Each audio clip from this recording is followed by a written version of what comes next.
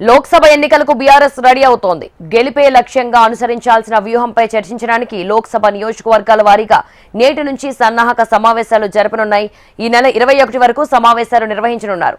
తెలంగాణ భవన్లో party working president KTR, party general secretary Keshava Rao, party నేతలు హరీష్ రావు, కడియం శ్రీహరి, జగదీష్ రెడ్డి, వేముల ప్రశాంత్ రెడ్డి, సింగిరెడ్డి నిరంజన్ రెడ్డి, మధుసూదనాచారి, పోచారం శ్రీనివాస్ రెడ్డి తదితర ముఖ్య నేతలు సమావేశాలు నిర్వహించనున్నారు. మొదటి విడత సమావేశాలు నేటి నుంచి 12 వరకు జరుగుతాయి.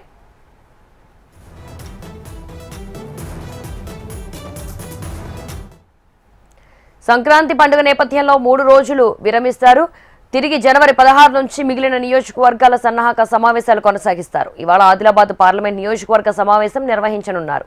ప్రతిరోజు ఒక లోక్సభ నియోజకవర్గం నాయకులతో సమావేశమై పార్లమెంట్ ఎన్నికల్లో అనుసరించాల్సిన వ్యూహంపై చర్చిస్తారు. మీటింగ్కు హాజరయ్యే ముఖ్య నేతల అభిప్రాయాలు తీసుకుని కార్యాచరణను రూపొందిస్తారు. అసెంబ్లీ ఎన్నికల్లో స్వల్ప ఓట్ల తేడాతో ఓడిపోయిన నియోజకవర్గాలపై ప్రత్యేక దృష్టి సారించనున్నారు. సమావేశాలకు ఆయా లోక్సభ నియోజకవర్గ పరిధిలోని ముఖ్య నేతలందరినీ ఆహ్వానించారు.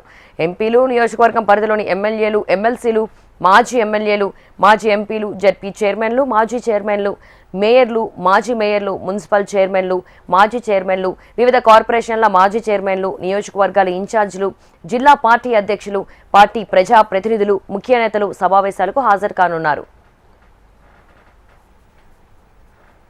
ఇక ఈ మీటింగ్స్ కి సంబంధించి మరింత సమాచారం మా ప్రతినిధి ఏవై స్వామి అందిస్తారు. ఏవై స్వామి. శిల్ప ఈ రోజు నుంచి హైదరాబాద్లోని తెలంగాణ భవన్లో బీఆర్ఎస్ పార్టీ దాదాపుగా 17 లోక్సభ నియోజకవర్గాలకు సంబంధించిన సమీక్ష సమావేశాలను ఈ రోజు నుంచి ప్రారంభించబోతున్నారు. పార్టీ వర్కింగ్ ప్రెసిడెంట్ కేటీఆర్తో సహా జనరల్ సెక్రటరీ జనరల్ కేశవరావుతో సహా సీనియర్ నేతలు హరీష్ రావు, నిరంజన్ రెడ్డి, మరోవైపు జగదీష్ రెడ్డితో సహా సీనియర్ నేతలంతా కూడా వీటికి హాజరవుతారు. ఈరోజు తొలుత ఆదిలాబాద్ ఎంపీ కాన్స్టిట్యున్సీ పరిధిలో ఉన్నటువంటి 7 నియోజకవర్గాలకు సంబంధించినటువంటి నేతలందరూ కూడా ఆహ్వానించారు. ఈరోజు ఉదయం 11 గంటలకు ప్రారంభమైనటువంటి ఈ సమీక్ష సమావేశం 2 సెషన్లకు కొనసాగుతుంది. ప్రతి అసెంబ్లీ సెగ్మెంట్ వారీగా ఉన్నటువంటి పార్టీ మొన్న అసెంబ్లీ ఎలక్షన్స్లో ఎదుర్కొన్నటువంటి ఒకవైపు ఛాలెంజెస్ కావచ్చు, గెలిచిన ఓడిన పరిస్థితులు కావచ్చు, ఆయా నియోజకవర్గాల్లో అన్ని రకాల వివరాలని ఈ సమీక్ష సమావేశంలో పోస్ట్ మార్టం చేయబోతున్నారు. ఒకవైపు అసెంబ్లీ ఎన్నికల ఫలితాల సమీక్షించుకోవడంతో పాటు వచ్చే లోక్సభ ఎలక్షన్స్కి ఆ నియోజకవర్గాల్ని సమాయత్తం చేయడం కోసమే ఈ సమీక్ష సమావేశాలు వేస్తున్నట్టు తెలుస్తుంది. పార్టీ అధినేత కేసీఆర్ ఆదేశం మేరకు వర్కింగ్ ప్రెసిడెంట్ కేటీఆర్ మొత్తం పూర్తి స్థాయిగా ఈ 17 లోక్సభ నియోజకవర్గాల్ని ఈ రోజు జనవరి 3వ తేదీ నుంచి జనవరి 21వ తేదీ వరకు మొత్తం నియోజకవర్గాల వారిగా సమీక్షిస్తారు. తొలుత ఫస్ట్ సెషన్లో మొదటి విడతగా ఈ నెల 12వ తేదీ వరకు కొన్ని నియోజకవర్గాలని సమీక్షించి ఆ తర్వాత సంక్రాంతి హాలిడేస్ తర్వాత 16వ తేదీ నుంచి 21వ తేదీ వరకు కూడా మిగతా నియోజకవర్గాలకు సంబంధించిన సమీక్ష సమావేశం నిర్వహిస్తారు. ప్రధానంగా ఈసారి లోక్సభ ఎలక్షన్స్లో ఛాలెంజెస్ ఏ విధంగా ఉండబోతున్నాయి, ఈసారి అసెంబ్లీ ఎలక్షన్స్లో మనకు రూరల్గా తలెత్తినటువంటి అంశాలు ఏమైంది, ఎక్కడెక్కడ పరిస్థితి ఏ విధంగా ఉంది, ఆయా నియోజకవర్గాల్లో పార్టీ సంబంధించిన సీనియర్ నేతలు ఒకవైపు మండలం వారీగా ఒకవైపు నియోజకవర్గం వారీగా నేతలను ఆహ్వానిస్తున్నారు. దాదాపుగా ఒక్కొక్క అసెంబ్లీ సెగ్మెంట్ నుంచి 70 మంది వరకు కూడా ఈ సమావేశాలకి ఆహ్వానిస్తున్నారు. వారికి ఖచ్చితంగా ఉన్నటువంటి ప్రఫార్మతోటి ఈ సమావేశాలకి రావాల్సిందిగా ఆహ్వానించారు. నియోజకవర్గాల వారుగా మొత్తం ఆదిలాబాదు ఎంపీ కాన్స్టిట్యున్సీ పరిధిలో ప్రధానంగా 7 అసెంబ్లీ నియోజకవర్గాలు ఉన్నాయి. ఇందులో వైపు సిరిపూరు, అదేవిధంగా ఆసిఫాబాదు, ఖానాపూరు, ఆదిలాబాదు, నిర్మలు, ముదోలు, ఒకవైపు బోతు 7 కాన్స్టిట్యున్సీలకు సంబంధించినటువంటి సమీక్ష సమావేశం కొనసాగుతుంది. ఈసారి ఉమ్మడి ఆదిలాబాద్ జిల్లాలో బీజేపీ 4 స్థానాల్లో గెలుపొందింది. ఒకవైపు బీజేపీకి అనూహ్యంగా ఇక్కడ పెద్ద ఎత్తున కూడా పోయినసారి లోక్సభ ఎలక్షన్స్లో కూడా అక్కడ ఒకవైపు సంబంధించినటువంటి పోయినసారి కూడా సోయం బాపురావు ఆదిలాబాద్ నుంచే ఎంపీగా బీజేపీ నుంచి గెలుపొందారు. ఈసారి తెలంగాణలో కాంగ్రెస్, మరోవైపు ఇటు బీజేపీ 2 కూడా బలంగా పోటీస్తున్న నేపథ్యంలో బీఆర్ఎస్ పార్టీ లోక్సభ ఎలక్షన్కు సమాయత్తం చేయడంతో పాటు ఆయా అసెంబ్లీ నియోజకవర్గాల్లో ఉన్నటువంటి లోటుపాట్లను సమీక్షించుకొని పార్టీని మరింత బలోపేతంగా ప్రజలకు చేరువ చేసే దిశగా పార్టీని సమాయత్తం చేస్తున్నారు.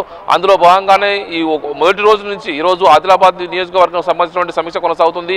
రేపటి నుంచి ఒక్కొక్క లోక్సభ నియోజకవర్గం వారిగా ఈ సమీక్ష సమావేశాలు కొనసాగుతాయి. రోజు సాయంత్రం ఉదయం 11 గంటల నుంచి సాయంత్రం 5 గంటల వరకు 2 సెషన్లుగా ఈ సమావేశాలు కొనసాగుతున్నట్టుగా తెలుస్తుంది.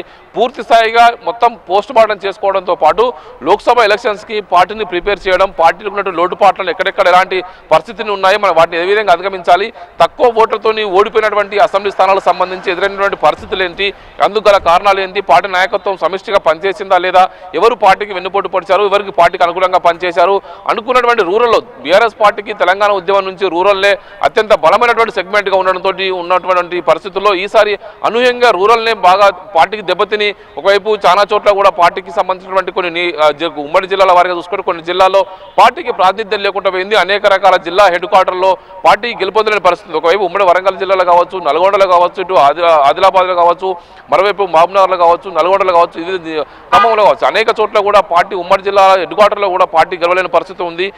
పూర్తిగా ఈ సమీక్ష సమావేశంలో పార్టీకి తలెత్తినటువంటి అంశాలు ఏవి ఉన్నాయి, ఎక్కడెక్కడ లోటుపాటు తలెత్తాయి, ఎలక్షన్ సంబంధించినటువంటి పూర్తి స్థాయి సమీక్షను ఈ సమావేశంలో నిర్వహిస్తారు. ఆ తర్వాత పోస్ట్ మార్టం చేసిన తర్వాత రానున్న రోజులు ఏ విధంగా పనిచేయాలి, పార్టీ పదవులు కావచ్చు, పార్టీకి సంబంధించిన నాయకత్వం ఏ విధంగా ముందుకెళ్లాలి. పోయినసారి దాదాపు 2014, 2018 అసెంబ్లీ ఎలక్షన్స్ గెలిచిన తర్వాత ఆయా నియోజకవర్గాల వారిగా పూర్తిగా ఎమ్మెల్యేలకే పూర్తిగా నియోజకవర్గ బాధ్యతలు అప్పచెప్పడంతో కూడా అనేక చోట్ల నాయకుల మధ్య కొంత గ్యాప్ తలెత్తిందనేది కూడా పార్టీ వర్గాల్లో వినిపిస్తున్నటువంటి చర్చ. నియోజకవర్గాలు ఎమ్మెల్యేలే అంతా తామే ఒంటి చేత నడిపించడంతో కూడా వారికి మిగతా నేతలు సహకరించలేదనే ఒక వాదన అయితే పార్టీలో బలంగా వినిపిస్తుంది. ఒక్కొక్క నియోజకవర్గం వారిగా మాజీ మంత్రులు కావచ్చు, మాజీ మున్సిపల్ చైర్మన్లు, మాజీ సంబంధించిన కార్పొరేషన్ చైర్మన్లు అంతా ఉంటారు. వారి మధ్య సమన్వయం లేకపోవడంతో అనేక చోట్ల ఇబ్బంది తలెత్తినట్టు తెలుస్తుంది. ఇలాంటి లోటుపాట్లను సమీక్షించుకొని రానున్న రోజుల్లో పార్టీని బలోపేతం చేసి ముందుకు తీసుకెళ్లే దిశగానే ఈ సమీక్ష సమావేశం నిర్వహిస్తున్నారు. Shilpa. Right away Swami, thank you.